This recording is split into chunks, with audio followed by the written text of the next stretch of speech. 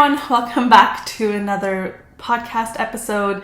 Today we're talking about conflict resolution and especially conflict resolution in brown families. If this is your first time joining us, welcome. My name is Nikita, and on this podcast we chat about just experiences that are unique to brown folks and really just what it looks like to navigate life while being brown. This is season 2, and today I'll be talking about conflict resolution, like I said, so let's get into that.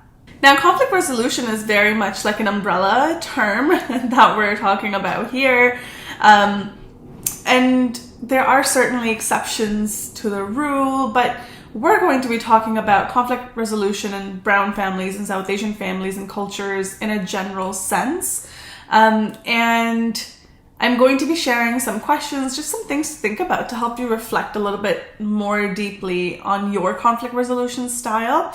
And we're also going to be talking about 4 things that you should not do in a conflict. I mean, in general, in communication, but also in conflict. So let's actually define it. What is good conflict resolution? We experience conflict at work with coworkers, and sometimes you go through these trainings on how to resolve conflict and whatnot. But if you think about it, like most things, we learn conflict resolution initially from our families of origins, our cultures. We grow up learning by modeling and how conflict was resolved or not resolved in our families of origin, and that really creates this template for this skill. Like anything else, conflict resolution and communication is a skill that needs to be honed. It's not just something that comes to us. So when I talk about good conflict resolution, I'm thinking about having respect for one another in the conflict, having openness for the perspective of the other person, and collaboration and teamwork over competition, for our needs. So with respect, I mean, it's pretty self-explanatory, but sometimes in conflicts, I have noticed that you start attacking the other person, right? We start attacking, or we feel attacked and criticized, and there's just a lot of perhaps awful language, some guilt tripping. So there's no respect there for the other person. And also there's no openness usually for the other person. When I think about conflict resolution in a lot of South Asian families, I'm thinking about the family dynamics between the parents and the kids. And, the idea sometimes of conflict resolution is the parents saying, well, this is just it. It's my way or the highway, as long as you're going to live under my roof, this is what you're going to do. And you can do whatever you want after you get married. That sort of narrative is certainly there, especially with women. There's this narrative of, well, you can do whatever you want after you get married, and their conflict was resolved, but it's not really resolved for the other person. And there's no collaboration, so it's very much this tug of war that no, what I'm saying is more important. And then nothing happens because both the parties or all the parties are coming at it from a place of competition and, who can yell louder and who can be firmer in their perspective. But that doesn't leave room for problem solving, right? It just becomes like a shouting match in a sense. So those are some basic things that I think about with conflict resolution. Basic, yes, but still very, very important. This is perhaps a good place to reflect on those of you listening. What is your conflict resolution style? Is it more of a passive, let me just not share what's on my mind, or are you very gung-ho and very outspoken? Do you actually get to resolve conflict in your relationships? Maybe not all relationships, but are there some relationships? And was this a skill that you had to learn, or was it very nicely modeled for you? What does that look like? Is your family the one that brushes things under the rug, or do you sit down and have family meetings where everyone's perspective is heard, or one parent is calling one of the kids and venting to them? What is the dynamic like? And obviously not in every family is the dynamic safe enough, of course, emotionally safe or even physically safe to have healthy conflict resolution. So we're certainly keeping those exceptions in mind as well. But this is a good place to reflect on, where did you learn conflict resolution? How is it done in your family? Were conflicts actually resolved, or just like buried under the rug, or you just had to make your peace with whatever parents said was going to go? And has that even evolved over time? Obviously nothing stays the same. And I think about how in desi families too, there can be this evolution, sometimes, for the better, and sometimes, unfortunately, for the worse. But there can be an evolution of communication and conflict resolution, or just the evolution emotionally within relationships. So these are some, of course, not so simple questions, but that's helpful to reflect on when we talk about conflict resolution. Because before we talk about what we should do differently, we got to talk about what is it that we currently do. Where did we learn to do this, right? And where does it come from? Even with some of the other examples, I think about watching certain like Bollywood movies growing up, and there's just no, of course it's a movie, so we can't hold it to a really high standard, but there's just no like resolution to conflict. Like it's just, a conflict happens and then they just get over it magically by the end. It's very convenient. Or if you think about like Indian TV serials, conflict like goes on for like generations, right? At some point you don't even know what it is that you're fighting about, but it's just the conflict has been going on for like 20 seasons. So it sounds funny, but then you think about it, these are spaces that are available to us, and we are absorbing messages from everywhere, right? And unless we think critically about what it is that we're absorbing and where is it coming from, it's going to plant itself, right? So I think about some of these examples too. So not just within our families of origin, but also like larger cultural themes when it comes to conflict resolution. How is conflict resolved in your extended families? Because where they see there is extended family drama, right? That's a given. Like either it's like a issue with the in-laws, or somebody's sister-in-law said something to somebody. Like there is always drama, unfortunately, in desi families. And how are these resolved? Were they ever resolved? Or do you still hear your parents cribbing about how so-and-so treated them 20 years ago? So that's certainly one of the ways that conflict exists in desi families. And I also think about, within the immediate, so nuclear families, so parents and the kids, conflict resolution also looks like values clashing, right? So it doesn't have to be like huge conflicts. It can even just be parents imposing their values on kids. And that is sometimes a huge point of contention for people, but parents imposing perhaps their cultural values, their religious values on kids without, again, having a conversation or a collaboration on this, right? So it's just like, well, this is how things are done, so this is how you're also going to do them. And that becomes like a dictatorship. It's not really a democracy. And some parents will say, well, it should be a dictatorship, and that's on them. But I wonder, right, if you're going to get better results, if your family environment is more of a democracy, like obviously within reason. So one of the things that I think about, especially where values clash with desi parents, is this whole idea of immigrant time warp. This is a term that was coined by TK Park on their podcast, Ask a Korean. So they do identify as Asian. And it's a really interesting term. And I have always talked about this concept. I just didn't know a term for it existed. So it's very cool somebody put a name to it. But immigrant time warp basically refers to this idea that folks sometimes get stuck in the time and the values of the time in which they immigrated from their home country. So, maybe you've had this conversation or you've heard somebody else say it, how some folks just feel a little bit more traditional and backwards compared to people back home, right? So you will say things like, you'll hear things like, well, nobody even does things this way in India and Pakistan and whatever, but this family in Canada does things this way, so traditional, so backwards. Well, is that really backwards, or is that an immigrant time warp where these folks are in a sense stuck in the values of the time in which they immigrated. So if somebody immigrated, they left their home country in, say, the 60s or the 70s, they are likely to bring back values from obviously that time, but also hold on to them, right? Because now the back home environment socially has evolved, but these folks haven't, because they are still hanging on to those values. That's a comfort thing, perhaps, right? That helps them have a sense of control. That's part of their cultural identity. And so because they've been isolated from their culture, they really haven't had the opportunity to experience that growth and that evolution. They are still stuck in that time of how things were done back then. So essentially, you preserve the values of the time you left. Of course, this is, not a blanket statement.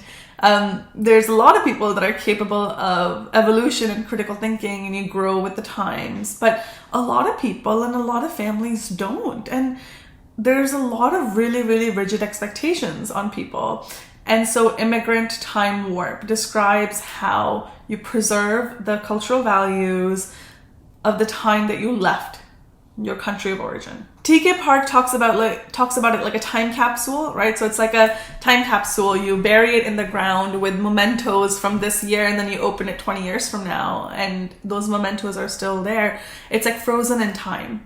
And sometimes these cultural values can also get frozen in time, and it feels like some people are like living in a totally different time culturally. Like a lot of the things just don't make sense in this day and age. And that's where I notice so much of the clash happening for people in families, where parents will say, well, whatever, when I was growing up, this is how it was done. So this is how you're also going to do it. This is how it's going to continue to be done. But it just doesn't make sense because people back home don't even do it that way anymore. Some other examples where conflicts happen, with parenting, between preferences, personalities, and conflict is normal, right? Like conflict can be a very healthy thing. It's very normal. But when we don't learn healthy conflict resolution in our families of origin, or it's resolved in a very unhealthy way, as adults, we become very conflict avoidant, or we become people pleasers, or we become very rigid and almost aggressive, right? Or maybe we're always picking fights, or we're too rigid in how we are, very inflexible. But most times I notice this looks like people pleasing. This looks like silently suffering, not sharing your needs, because every time you shared your needs as a kid, there was huge conflict in the home, right? There was conflict, not collaboration. And so now it just doesn't feel safe to ask for what you want or even know what you want. So you go with the flow. This is where conflict resolution becomes so important. So now let's talk about 4 things that you shouldn't do during a conflict, okay? I'm going to be pulling research and information from actually the field of couples therapy. So we have what we call 4 horsemen of the apocalypse in couples therapy. So maybe those of us who are from a Christian or Catholic faith, you may recognize this terminology. It's like the 4 horsemen of the apocalypse, 4 things I believe that would happen before the apocalypse happened. But in couples therapy, we're referring to the apocalypse of the relationship. So 4 things that you should not do if you want to avoid an apocalyptic end to your relationship, essentially. This is from the research of the Gottman Institute, world-renowned couples therapists, John and Julie Gottman. They're also a married couple, and they have really just done wonders for the world of couples therapy. And what I like about these tips is that they're really applicable, right, to mostly all relationships, especially these 4 horsemen that we're going to talk about. Okay, these 4 things that you should not do in a conflict are criticism, contempt, defensiveness, and stonewalling. I'll go through each of these, but criticism, let's start with that, because that is very obvious. It's basically this idea that you should not be criticizing the person across from you, right? Especially when you're in a conflict. This is how conflicts escalate. This is how they get heightened. And criticism often, happens to the best of us, but it also looks like you never do this or you always do this. Now, criticism is different from voicing a complaint. A complaint can sound like, hey, I noticed that you've been running late lately, right? What's going on? right? That can be a complaint. That's a little bit more gentle. Criticism sounds like, hey, you're always late. You're never on time. So the always and the never. And, I can't do this anymore. This is really frustrating for me. So that's criticism. I mean, you may be speaking facts that person is late all the time, but this is where the communication nuances come in, right? So how are you going to either escalate or de-escalate the conversation? Because when we say something like, you are always late, you are never on time, what is wrong with you? You don't think about how your behavior affects other people. You are not just providing like objective view of their behavior, you are now attacking the character of the person. And that is criticism. And anytime, if you think about the times when you have experienced criticism, I know if I think about the times I have, anytime I experience criticism, I just like shut down or like a wall comes up, right? Criticism kills conversation completely. And so that's one of the things that, research tells us that you should not be doing.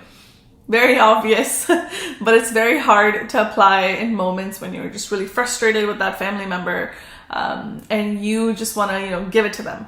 Second is contempt. Now, this is a little bit more interesting. Contempt is really quite damaging to relationships. I mean, in the field of couples therapy, Gottmans have found that they can predict divorce rate in couples depending on how much, or they can predict the likelihood of a couple getting divorced depending on how much contempt there is in the relationship. So let me define contempt here. Contempt is like disrespect, but very like judgmental and like laced with shame and mockery. So for example, you're talking to someone or whatever, you're arguing with them, and then you like roll your eyes at them. That's contempt. You are ridiculing them, you're calling them names, you're scoffing, there's the eye roll. Because the message we're sending then to the person is that you're stupid, right? And what you have to say doesn't matter. And that's contemptuous. That is very, very damaging in relationships because it goes beyond criticism. You are now, when you use contempt, you are now saying that you are morally superior than the other person. And like, oh, what do they know? They're stupid. And again, this, like criticism, really attacks a person's character and can be very, very demeaning and can have the other person feel like really, really ashamed. The Gottmans also talk about how contempt is really fueled by long-standing negative thoughts about the other person or like negative perception about the other person. So, if like there's that one person in your family that really pisses you off, you are much more likely to show contempt to them if you find yourself in an argument because you've been harboring all these negative feelings about them. And contempt is single-handedly the most damaging thing that you can do. So contempt is when we use our body language or our words to make the other person feel worthless or, just makes them feel really despised. And contempt often, criticism is more communicated, I think, with words. Contempt is often more communicated with body language, like the eye rolling and the turning away from the person. And if you've ever experienced that in an argument, that does not bode well, right? For the conflict here. That's not going to help resolve the conflict. The third thing that you shouldn't do is defensiveness. Now, defensiveness is interesting because it's typically a response to criticism, right? If I think about times when I've been criticized, somebody says to me, Nikita, what the hell, you're always late. My initial response is like defensiveness, because I feel like I'm being attacked. So I'll automatically go into, no, but I'm so busy. I have so much going on. You don't understand. And you can see how that would go. Because when we feel like we're being accused or unjustly being accused, we find excuses, we play the victim. So the other person's going to back off and we don't really take any responsibility. Like we don't take any accountability or ownership. And that's where you can see that the criticism and the defensiveness, they kind of like feed off of each other, right? It's like a dance. Sometimes, defensiveness can also just be there without the criticism. So I may ask a family member a question that, hey, did you get to do this, right? Did you get to call the doctor today? Like you said you would. And the response I hear back can sound like, well, like I'm just so busy. You know how busy my schedule is. Why didn't you do it? Or why didn't you remind me to do it? And that defensiveness is, again, like, the other person is not taking accountability for what's going on, right? They can say something like, I forgot, shoot, okay. Can you help me set a reminder for it? But often I think that when we're feeling really overwhelmed or swamped, we tend to go a little bit more into the defensiveness piece. But now if we are being defensive, the other person is going to think we're just making excuses. We don't care about this. And then that's going to follow up perhaps with more criticism, or they may just like turn away and this conflict doesn't really get resolved. And the last horseman of the apocalypse, my personal favorite, is stonewalling. So stonewalling is, I know it may be a new term for a lot of you listening, but basically stonewalling happens when you're in an argument or you're in communication and somebody just completely shuts down. Okay, so you can see that they might like walk away. They'll be like, I can't have this conversation anymore, I don't want to do this, and they walk away. Or you can tell in their face that they've like totally shut down, like they're just like not responding to you, right? I think about like a surly teenager, right? So when I was a teenager and when I was getting lectures from my mom, sometimes I would just, just sit there like with a totally blank face, not letting her see what was happening, not giving her a response, not making eye contact, just like zoning out. The message you're sending, you're really ignoring the other person. So you tune out, you start acting busy, right? It can look like maybe like a partner making a complaint of the other partner, and that partner just like doesn't respond and then just go back to like whatever, doing stuff in the kitchen.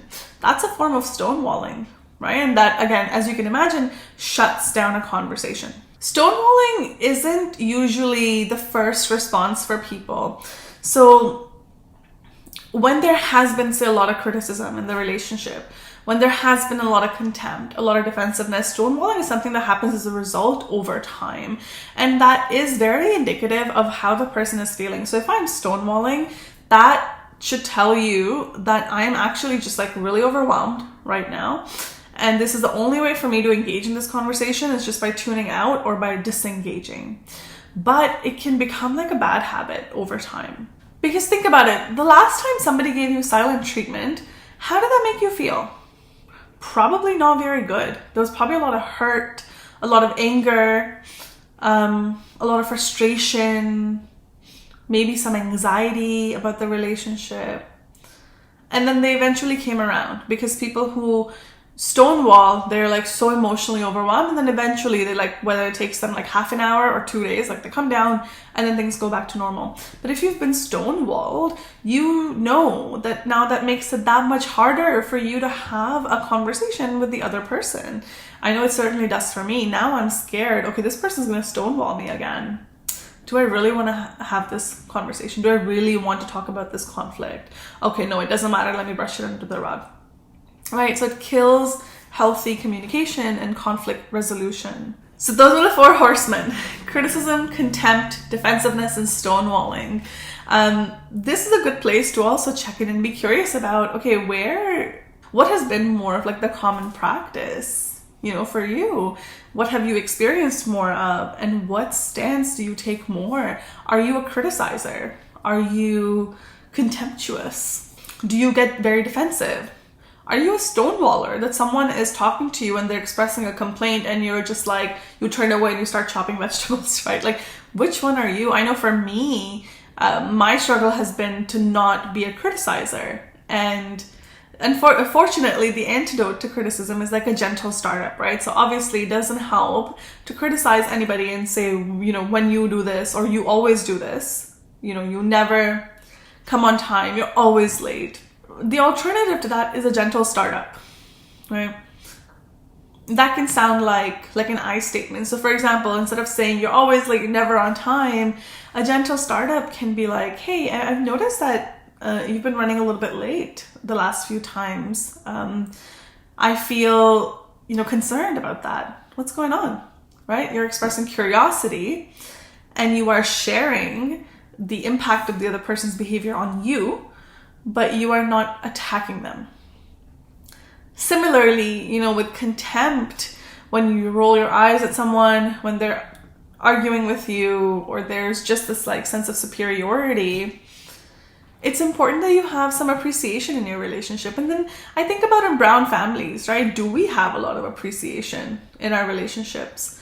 I know, like, certainly in our hearts for sure, but do parents openly appreciate their kids? Do kids openly appreciate each other or their parents? That culture of appreciation is so important for healthy conflict resolution. Because in the absence of that, there's always going to be judgment and contempt. If you're the kind of person who easily goes into defensiveness, because again, that was something that personally really used to be my issue too. I would always descend into defensiveness. It can be helpful to take responsibility, right? That like healthy accountability. That, you know what, you're right. I totally forgot to call the doctor. I'm going to set a reminder for it for tomorrow. Take ownership for what's yours, right? Instead of responding with defensiveness when someone asks you, hey, you didn't call the doctor, what happened? And you say, well, I'm so busy and you know how busy I am and blah, blah, blah, blah. And then if you're noticing stonewalling, that's a bit more of a complex one. But stonewalling is, like I said, when we withdraw, right? And we communicate distance, we communicate disapproval, we communicate separation. So the opposite of that really is self-soothing and connection. Because if a conversation has become so overwhelming for you and you just need to withdraw from it, that's fine. Everybody needs a break. But can there be communication? Can we say, hey, I really don't have the capacity to talk about this right now.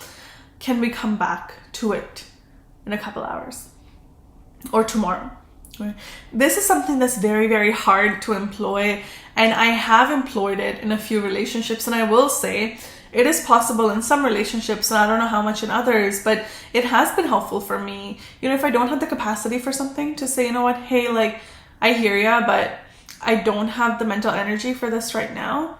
Can we come back to this? So now you're making the commitment to coming back too, right? So the other person knows that, okay, we are going to resolve this.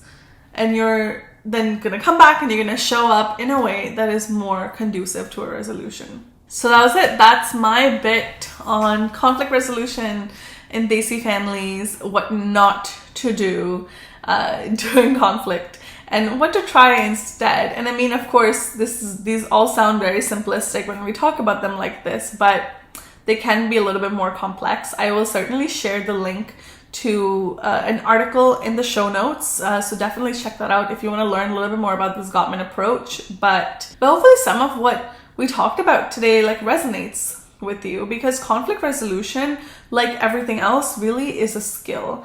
And some of us, we just don't have the privilege of learning this in our homes.